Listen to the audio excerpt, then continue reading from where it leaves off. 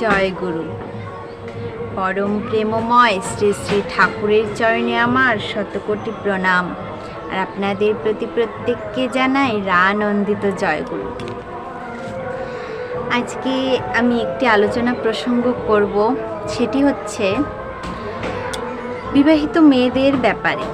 তো বিবাহিত মেয়েরা সাধারণত অনেকেই বাবার বাড়ি যায়। তো বাবার বাড়ি গিয়ে আমরা কোনো কারণবশত সেটা থাকতেই পারি, কিন্তু অনেক মেয়ে আছে যে দিনের পর দিন বাপের বাড়িতে থেকে যায়, কোনো কারণ ছাড়াই তারা বাপের বাড়ি থেকে যায়। তো এই প্রসঙ্গে ঠাকুর কি বলেছেন? এটা কি উচিত? এটা কি থাকা ভালো? কি বলেছেন সেটাই আমি আজকে আপনাদের সঙ্গে আলোচনা করব। আপনারা মনোযোগ দিয়ে শুনবেন। বিবাহিত মেয়েদের ব্যাপারে, মেয়েদের বাপের বাড়িতে থাকা কি উচিত, এ ব্যাপারে শ্রী শ্রী ঠাকুর কি বললেন শুনুন। বিবাহিত মেয়েদের বাপের বাড়িতে বেশি দিন না থাকাই ভালো, এ কথা ঠাকুর বললেন। শ্রী শ্রী ঠাকুর দুপুরে খাওয়ার পর মাতৃমন্দিরের ভিতরে বিশ্রাম নেবে উপক্রম করেছে। মায়েদের মধ্যে অনেকেই আছেন। কোনো একজনের প্রসঙ্গে কোমরখালির মা বললেন, আপনি যেমন বলেছেন বাপের বাড়ি হামেলার থাকলে নারী পায়ে মার, মহাভারতেও তেমনই আছে। বিবাহিত মেয়েদের বাপের বাড়ি থাকা কি ঠিক নয়? শ্রী শ্রী ঠাকুর বললেন, আছে নাকি? কোমরখালির মা, হ্যাঁ। শ্রী শ্রী ঠাকুর বললেন, অনিবার্য কারণে থাকলে আলাদা কথা, কিন্তু তা না হলে বিবাহিত মেয়েদের বেশি দিন বাপের বাড়ি না থাকাই ভালো। শ্বশুর বাড়িটা হলো শাসনের জায়গা। শ্বশুরবাড়িতে একটা শাসনের মধ্যে দিয়ে আমরা থাকি। সেটা ধরুন যে কোনো শাসনই হোক না কেন, একটা সীমার মধ্যে আমরা থাকি, যেটা আমরা অতিক্রম করে যেতে পারি না। কিন্তু বাবার বাড়িতে অনেক মেয়ে আছে উচ্ছৃঙ্খলভাবে থাকে।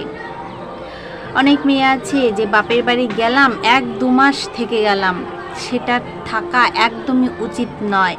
কেননা যখনই সে বাপের বাড়ি গিয়ে থাকবে, তার যে চালচলন সেটা সে আলাদা হয়ে যাবে। আমরা নারী, আমাদের সংসার করাই হচ্ছে বড় ধর্ম। আর শ্রী শ্রী ঠাকুর বলেছেন, নারীরা যাতে উচ্ছৃঙ্খল না হয়, তাদের একটা শৃঙ্খলার মধ্যে দিয়ে থাকতে হয়। নারী সবই পারে। নারী একটি সংসারকে সুন্দর করে গড়ে তুলতেও পারে, আবার সেই সংসারটাকে ভেঙে দিতেও পারে। তাই সকলকে বলবো যে সবাই, যত নারী আছে সবাইকেই বলছি, সবাই একটা সীমার মধ্যে থাকুন। আপনার যে সংসারে মা বাবা বিয়ে দিয়ে পাঠিয়েছেন, সেই সংসারকে আপন করে সেই সংসারে একটা বন্ধন সৃষ্টি করুন, যাতে সেই বন্ধন ছেড়ে আপনাকে কোনোদিনও চলে যেতে না হয়, আপনি উচ্ছৃঙ্খল হয়ে না পড়েন। আত্মনিয়ন্ত্রণের জায়গা শ্বশুর বাড়িটা হচ্ছে একটা শাসনের জায়গা, আত্মনিয়ন্ত্রণের জায়গা। আপনি শ্বশুর বাড়িতে থাকলে আপনাকে কেউ কিছু বলবে না। আর যখন আপনি বাপের বাড়ি গিয়ে 1-2 মাসের বেশি থাকবেন বা 1 মাসই থাকবেন ধরুন, তখন কিন্তু আপনাকে বলবে আপনি কেন আছেন আপনার বাবার বাড়িতে। তাই আপনি আত্মনিয়ন্ত্রণ, আপনার যেখানে সম্মান আছে সেখানেই থাকুন। ওই শাসন থেকে আলগা থাকা ভালো না।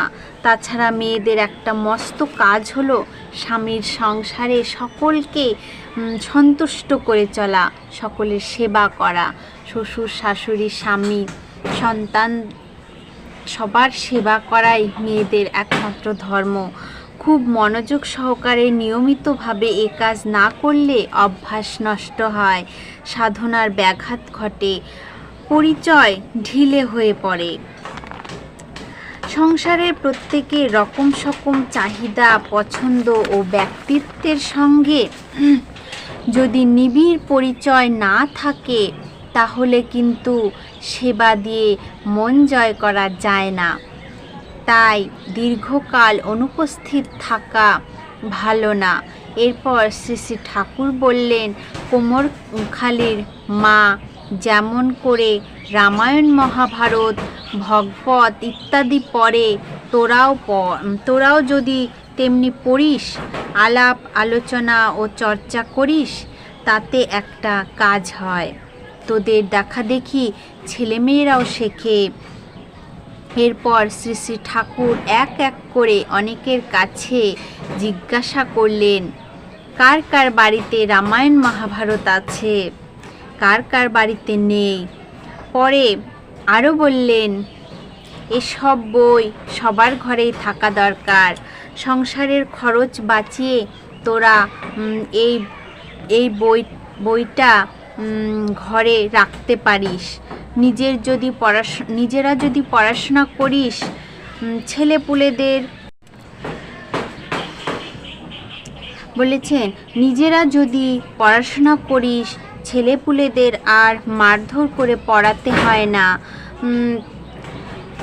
কর্মের ফল সব সময় হাতে হাতে বোঝা যায়।